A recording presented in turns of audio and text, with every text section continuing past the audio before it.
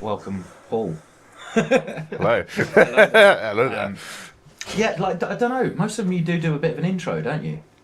I forgot. Yeah, like it's hard to say. Well, It's it's like actually the I've other watched person. it. Yeah, exactly. So I'm here with Paul Stoddart, who's the owner and founder of Kingdom Forge, which is a blacksmith, fabricator, and brewery as well in Yep. yeah Brundish in Suffolk. Yep. So yeah, thanks for joining us for Forge and Function. Fortune mental health chats. Yeah, exactly. So yeah, thanks for joining us. But as a bit of a kind of stopgap, the reason I brought you along is because, without getting too deep about it, you have in fact actually been a rock for me for my mental health capacity recently, navigating a lot of stuff. I think the realization is a big part of it was the space that you've created there as well, and everything that kind of brought along with the experiences and the time that we share there. So you have an interesting perspective on things, and I wanted to kind of get a little bit more under the skin of it with you. Yeah. I think actually I've thought about this a lot since since we've had chats over the last month or so, and the forge itself is. I've been very lucky that it's just my place of work. It's always just been my place of work, right? But actually, it's not just that, because over the last 10, nearly 12 years, which makes me realise how old I am, of running the forge, I do realise that it is actually much more than just your office, as it were. Space, I mean, it's an office that's practically set on fire most of the time, right? Yeah. But it is much more than physical space, and it is a place where people go and you're allowed to just do something completely alien to your normal daily work life. It is quite a. I didn't realise, I think, just how much of an impact it could have on people and on people's mental health as well. Like you said, like you said earlier, before cameras were rolling, about it being quite a cathartic It was activity the in space. process, because like for me personally, like, I come to the realization like a lot of how I exist is online and in the ether, and also a big part of it is you're not physically creating anything, which I think is something inherently human, because we are creative creatures, but yes, okay, there's manual jobs and people build things and you've got tradies, but I think a lot of them, particularly for myself, is because I'm not actually producing anything that then stands the test of time. So for me personally, it's like it's changing the form and the properties of something and forging it into something new and something meaningful, whether that has a purpose. It might be a bracket to move super secret things around, or it might be even just building a sword, which was a great experience.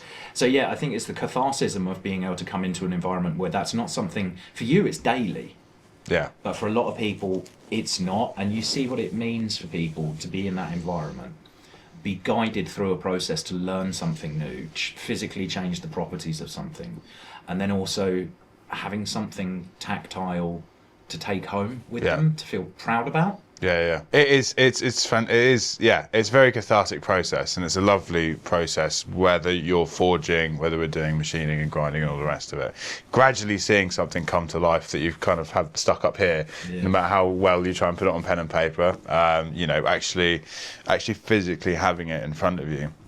And then spotting all of the different flaws in it. And there's so many different metaphors you can put to men's mental health from blacksmithing ironwork, personally, for me. For instance, it is it's such an immovable, solid material as iron and steel. And it is so very resolute. And it don't move, and it doesn't get out of the way for you. And it doesn't, it puts up a fight, and it's very stubborn.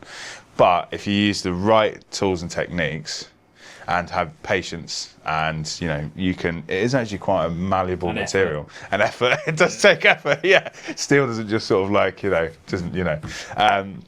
doesn't move easily. But if you use the right tools and techniques, and you are patient, and you begin to understand what you're working with, then you can make something incredibly beautiful, and it will stand the test of time. I mean, it's a great thing. As any tradesperson, when you're driving around and you tell your other half, oh, I made that and I did that, and it's great. With our work, it will last hundreds of years, which is fantastic. Which is a huge thing for me as well. I think, sort of, when it comes to my work, knowing that it's going to be around for a long time, and like you said, actually making something physical that will stand the test of time. And there is a process to get to that point where you have that finished product that is going to be there for a long time. And yeah, it's It's a beautiful metaphor, though. You are right. The immovable, Yeah. the obstacles in our way, and then applying the right pressures and ethereal influences to it to be able to actually then get it to change. Yeah. So the space as well is interesting because like you do run a lot of courses and things there as well, which I've been there and helped you a few times, and it's still crazy to me the breadth and the spectrum of people that come along to it and for the different reasons that they do. But you open up that space to so many people throughout the year. So yeah, it's great. And yeah, I teach. I think I was looking through my books when I was teaching class on Saturday. Actually, I think I hit 300 people this year, which is not a small amount of people. No. It's a good job. I love teaching. I love it. One of my favourite groups I've had actually as well was a bunch of paramedics from Ipswich Hospital, and one of them I know quite well.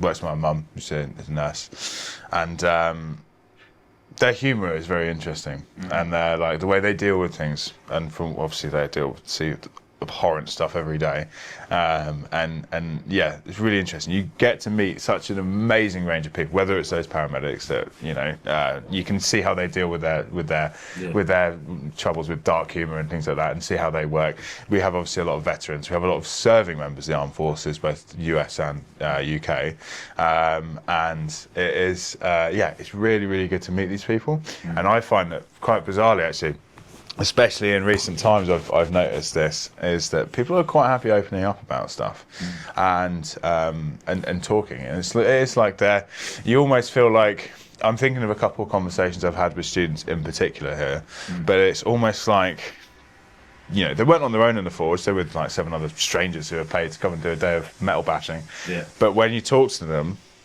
that was almost like their world didn't exist. It was just like there was just me and this person, a couple of people actually, and we ended up having quite a deep conversation. Whilst the guy's still absolutely smashing the crap out of a bit of iron, and it was just like, wow, like it's funny. It just, you feel safe enough to open up. I didn't provoke anything. I don't, I'm the last person in the world that probably should be a therapist, but it's like, you just start talking to someone and you just sort of, and then you just open up. And it's like, it's really interesting that you find that this is a safe space with no sort of like provocation into having a conversation or whatever. And I think they'd lost their father as well, actually, as we were talking about someone else earlier. And yeah, it was, it's really lovely. It is interesting because that's what I found with it as well, and particularly in recent times, is it's not necessarily disconnect, but it's a safe space because you have a purpose. You're there to try and do something, but it genuinely, as you're going through that process, I think there's way more meaning.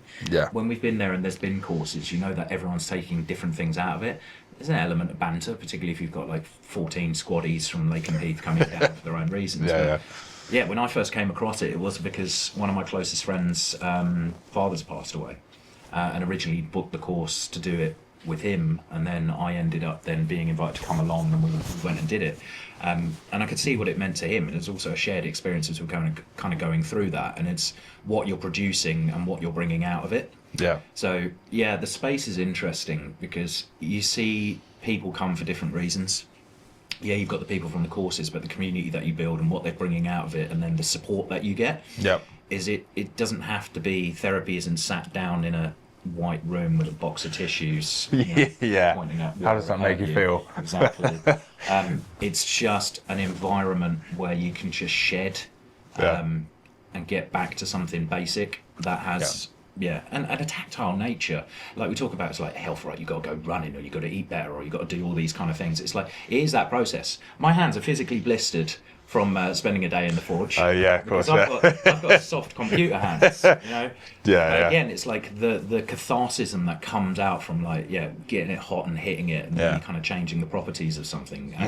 I think everyone takes that out of it in some way. Particularly, it's an alien thing for them. Yeah, it is an alien thing, and I think there is something to be said with the degree of uncomfortability that is there as well, because you're trying something new, and that applies to just like doing it as a job anyway. At every blacksmith, especially if there's any blacksmiths watching this, we all know that we get burnt every blooming day, and you end up, I've cut my hand back of my hands and front of them are covered in blisters, and you're quite uncomfortable for quite a lot of the process, whether you're in the middle of summer and you're stood next to 1,000 degrees worth of heat, sweating your ass off, but you make something absolutely beautiful about it. And I think the same sort of metaphor can be applied to mental health in that sense, in that it is an uncomfortable thing to start being like, oh yeah, no, I'm actually going to assess what's going on up here, and you're like, no one really wants to sit and go, oh god, like, what the hell's actually going on.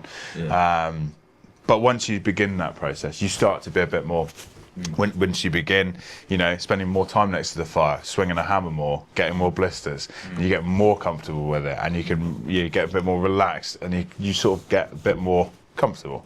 But that start of that journey is pretty blooming uncomfortable. Hell, I remember when I was at college, my hands were absolutely covered in blisters for the first couple of days, and I haven't had one since. Well, there's some poignance in that, I think, because it's being not necessarily comfortable with being uncomfortable, but it's being accepting of being uncomfortable, and knowing that you can't necessarily change or completely influence the environment and things. So from a mental health perspective, it is that resilience around going, okay, well, this actually is the environment, and I need to accept it for what it is and how uncomfortable that is. And then kind of come to terms with that, and then hopefully through perseverance and resilience and process, something positive can come from it. So it's an interesting point. That's something I experienced myself with it. Very much so. Yeah, it is. It's just beginning that journey, I think, is a difficult thing. We all talk about mental health and how we should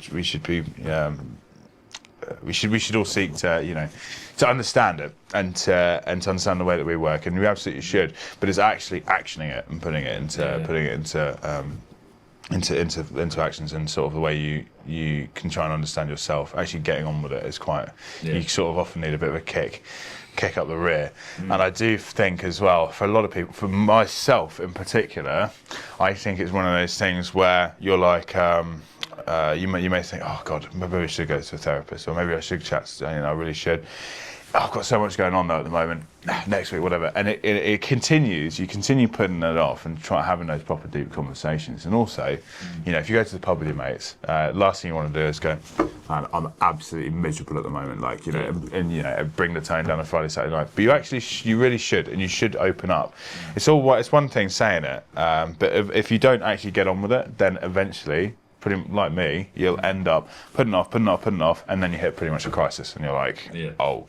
Like, damn, like it's going real downhill real fast, and you need to and then of course you go to therapy or whatever. Don't leave it to the last minute. It's easy enough, believe it or not, to actually just sit your mate down and be like, do you mind just But that's what I think the Forge also does, and because you've got that shared kind of thing that you're trying to create, whatever that might be.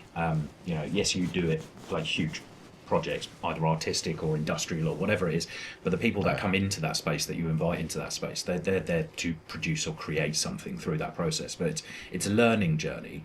But I think it is also that there's almost an element of vulnerability coming into it, because it's a learning course, but you're coming in, you know shit.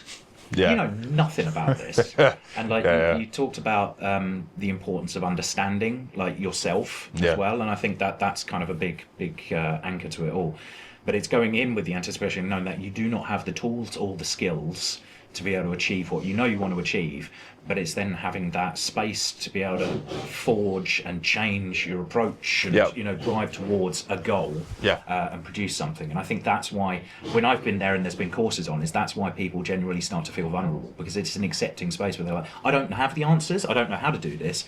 How do you do that? How do you and yes, the metaphor about you're trying to change the properties of a piece of steel, but there is a process to it, and it requires effort, and it requires perseverance.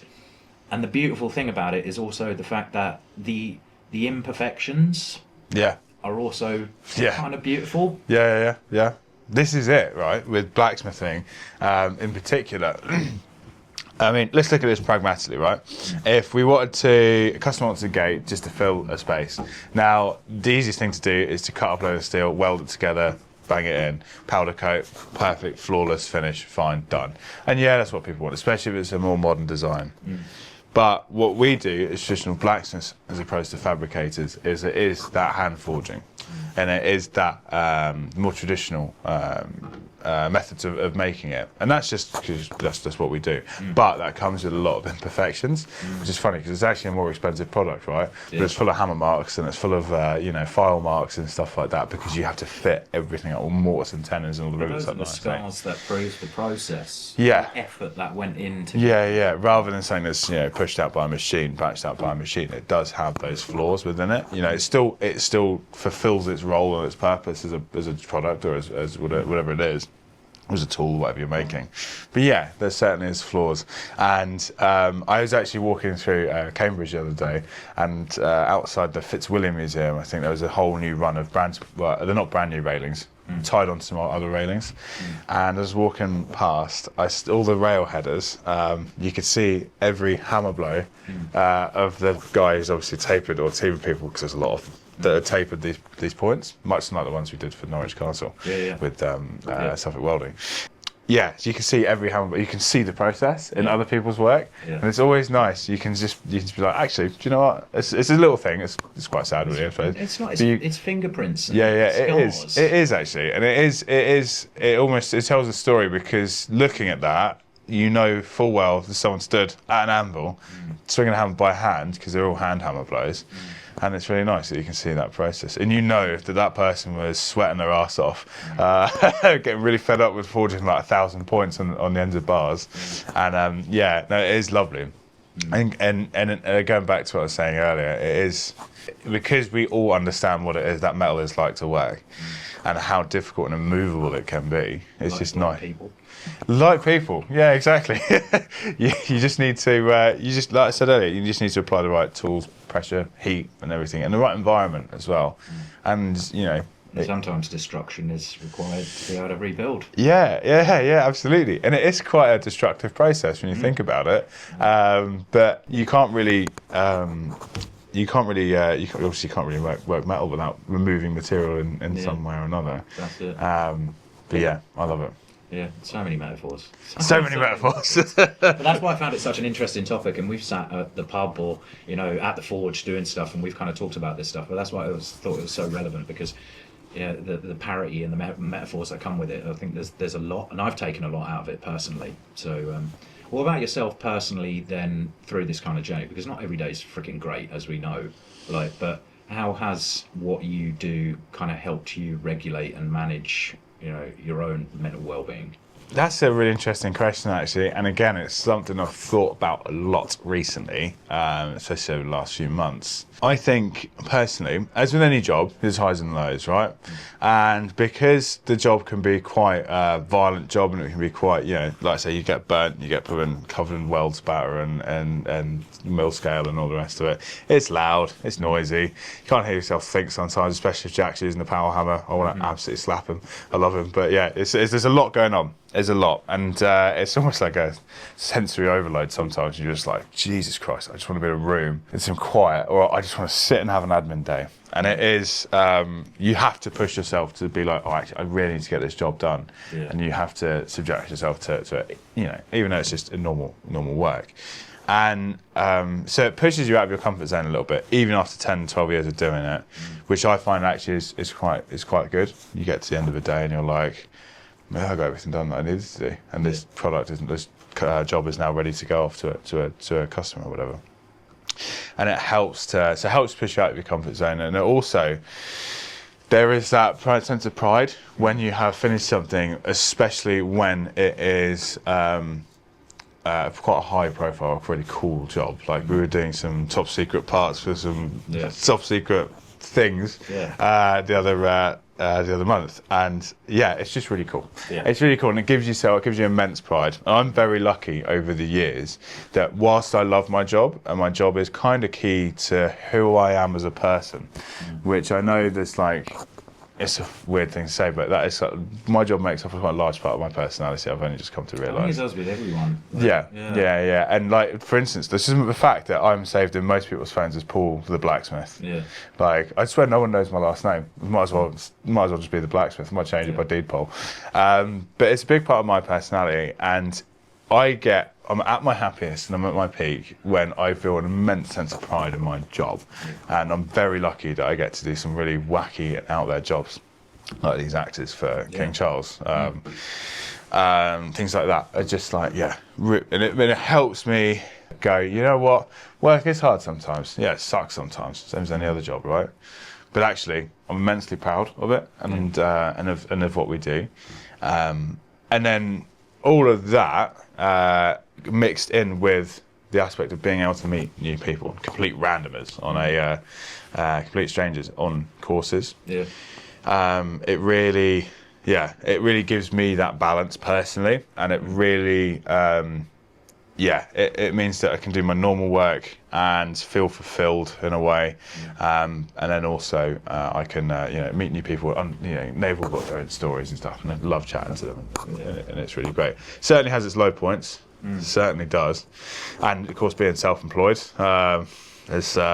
Not easy. No, it's not easy. I think at 18, I actually started the business when I was 16, when I started college, and I think back then I was like, there's not many jobs in blacksmithing because all the forges are closed down, obviously. How hard is being self-employed? Must be easy, right? Set up a business. 12 years later, I'm like, what the hell was I thinking? I mean, I'm very happy I did, and I'm very proud of where I am. But at the same time, I'm like, Christ. Sometimes you've got to take a chance on yourself, haven't you? Yeah, I mean, I must have either really believed in myself or just been so naive and just gone. There's an element of it. Yeah. But this is it. Is you need to kind of get past your own anxieties and I guess almost like lack of confidence with these things, because unless you try, it's not going to be a thing, is it? Yeah, absolutely. And you need to just push yourself out there. We all have those things where we sit and put it on the back burner, or I'll get around to that.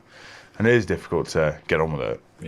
For sure, but you need to find what is going to drive you and make you passionate about it, and It's a big part of your personality and who you are. You're living and doing what you do, but I think whether you realise it or not is actually having witnessed that space through clearer lenses recently. Is you have not just built a forge that produces stuff, as you have created a space that you invite people into, with no kind of judgment whatsoever, who they are, what they've come for, what their driving reasons for joining, or coming and being in that space. And you've created a space that has a lot of catharsis and meaning and comfortability for people in an uncomfortable environment. And I think that's kind of special. So it's like, whether or not it's direct or indirect, it's like there is a bit of mental health therapy in. Yeah, there is. Yeah, I think as well it's any form of like pent up, but people always say this as well. It's like, it's brilliant if you've got like pent up aggression or whatever like that, and you're just absolutely hammering a bit of steel to death. Some poor defenseless piece of steel that didn't see it coming. And I suppose there probably is an element of that for some people. I mean, blacksmiths generally are about the least violent people I've ever met. They're the most pacified, like chilled people generally, who just want to live their life. Think of people like Paul Binns, for instance. They're very, very like very chill people, and very just want to finish their day of sweating and getting blisters and sit down and have a pint of fag afterwards. And I think because you're constantly you're constantly sort of any pent-up anger or anything like that has been quite literally beaten into a piece of steel, and so it's a lot of what I've seen, particularly with other blacksmiths that I know as well, is actually it's the element of problem solving that comes out of it as well. Because you know what the result needs to be. But it's reflecting on that and go, actually accepting the circumstances and the materials or the tools that you have available, and how you are then going to achieve what you need to achieve or produce what you need to produce out of it. And that's an interesting one, because it's like there's so many different ways to approach things, there's so many different processes that you can apply to it. There's no one right or wrong way to get to that end point, and I think that was an interesting experience for me recently, doing a sculpture project that I kind of showed you. Was this like, on paper you write it down, you're like, okay, I know what this looks like in my head or what it needs to be. But there was an interesting catharsism of then going through the process and approaching and go, well, actually, that's not working. I need that to produce that. I need to approach it from this particular way. Yeah. And then actually the end result was not vastly different, but the material itself and the outcome actually then told me what it needed to be as you kind of went through that process. Yep. And that was, that was an interesting point of reflection for myself. Yeah, I can imagine. And it is that problem-solving element. And when you have that sketch or something in front of you, and you're like, okay, I just need to make this a reality now. And blacksmiths are the original engineers. So it's been inherent in our craft for about 4,000 years old, years, however old blacksmithing is, about 4,000 years. And it is that problem solving is a huge part of it, because everything has its own little intricacies and little sort of foibles, as it were, and little issues you need to work your way around, whether it's just a gate, whether it's that really nice sculpture that you made, whether it's a sword, and you have to kind of figure out as you go. And on that note, actually, I was always taught by my college tutor, Pete Smith, an incredible blacksmith. I remember when I was 16 years old, being sat in his college room, lecture room, and he said, none of you in here will be master blacksmiths. I'm like, oh, okay. And he said, anyone that calls himself a master is effectively saying, I know everything. I've mastered it. I know everything about it. But you don't. It's far from the case. And Pete had been doing it since he was, well, I think like 12 or 14, something like that. Man was in his late 60s, early 70s when he was teaching there. You think that guy's been doing it for 50, 60 years, whatever. He's still learning every single day. And it's like, I still learn stuff. And he said, I learn stuff from students every day. And I found that as well. I watch students and I'm like, what the hell are you, hang on a minute. Actually, that makes complete sense. You're always learning, and it is always an ongoing process. And I think having that understanding from the get-go that I need to be able to go. Actually, I'm pretty alright. I do some nice work. Like can always improve here and there. But actually, it's an always ongoing process. Always forever learning and picking up new skills, and then obviously you can blow smoke up your arse and say I'm a master, whatever, but at the end of the day you will never stop learning.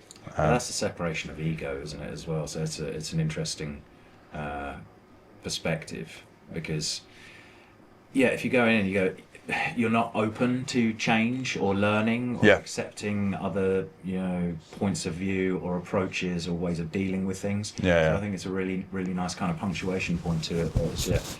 Every day is still a lesson.